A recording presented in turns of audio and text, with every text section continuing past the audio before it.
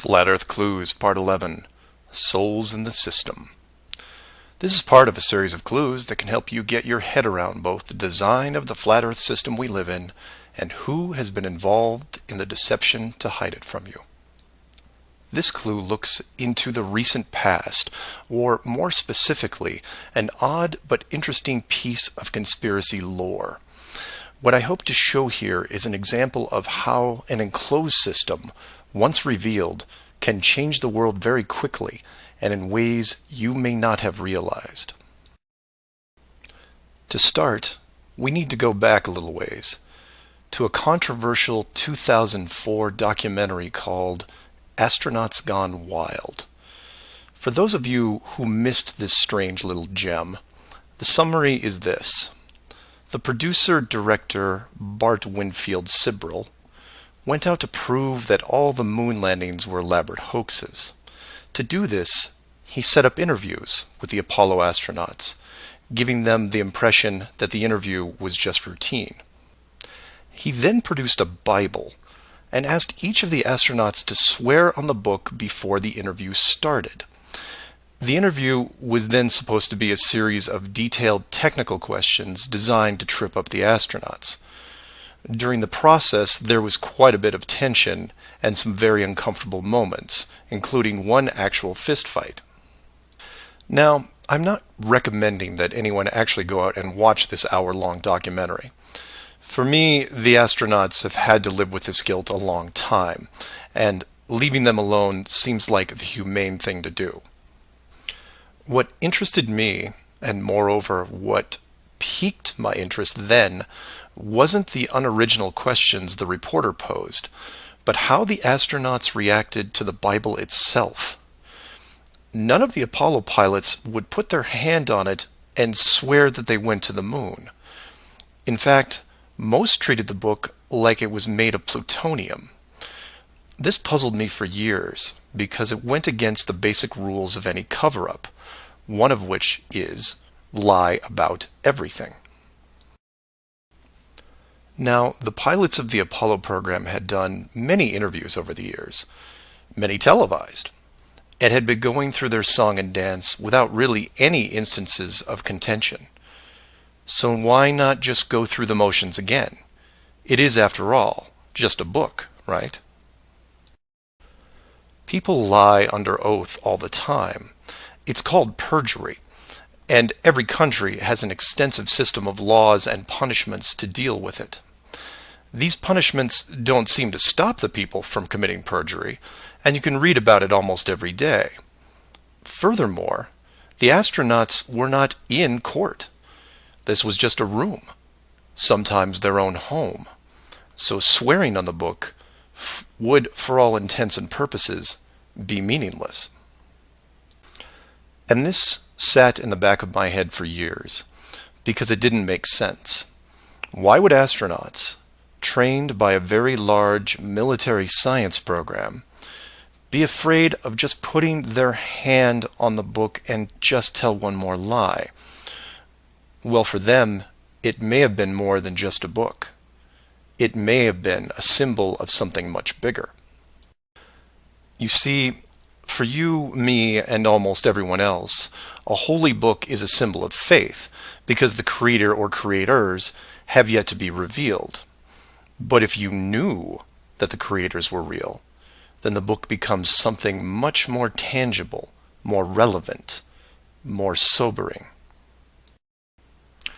Or more to the point, the Apollo astronauts would have been let in on the enclosed system during their tenure with NASA, and over the decades, this system created certain truths for these men, one of which is, someone could be watching. Now, whether the builders/creators are actually watching every little thing we do can be debated, but if you have proof that they are real, then the thought of your every move being scrutinized is a very real possibility. This is what you and I may suspect, but don't feel. The Apollo pilots, however, are a different story. If they were shown how the world really looked, then their attitude towards the book takes on a whole new meaning. In fact, it didn't have to even be a Bible. It could have been an encyclopedia or a piece of wood, because it was the idea that made them pause. And if you're still not getting it, then I'll ask you directly. If you actually saw some of the creator's handiwork and knew that there was a chance you were being watched, and there was a scorecard involved, would you swear against that and lie about something? Would you roll those dice and take the chance? Or to put it another way, everyone has gotten frustrated about something, then looked up and cursed the sky. Would you still do that if you knew that a creator was up there and possibly listening? That's just one example of how knowledge of the enclosed system changes people. The astronauts didn't want to roll the dice and lie because there was a real fear of retribution. And while they were confident that a bolt of lightning wasn't going to strike them down, they also weren't going to push their luck. And we all take on the same approach in daily life. Everyone who drives has run a stoplight. We know when we see the yellow light that it's too far away, so we hit the gas and hope for the best, especially if the traffic is light and we aren't putting anyone in danger. But you take that very same intersection and put a red light camera on it, well, then things change, don't they? Do you hit the gas and roll the dice? Not a chance. You hit the brakes and hope that you can stop in time because you are being watched. You may not be a model driver by any sense of the word, but you understand this rule and this place, and you don't break it. And this one aspect is why I'm pushing so hard to see the enclosed system revealed. Because as a civilization, we seem to be only as good as what we can get away with. This isn't an issue with freedom, it's an issue with doing the right thing. You know that running red lights is a bad idea. The camera is a reminder of that. Imagine all the things that would change for the better if the enclosed system was revealed. Would you lie to hurt someone? Would you rob a bank, commit fraud, or embezzle? Would you steal anything unless your life depended on it? And while people would still get angry and fight, would they maim each other? Would they kill?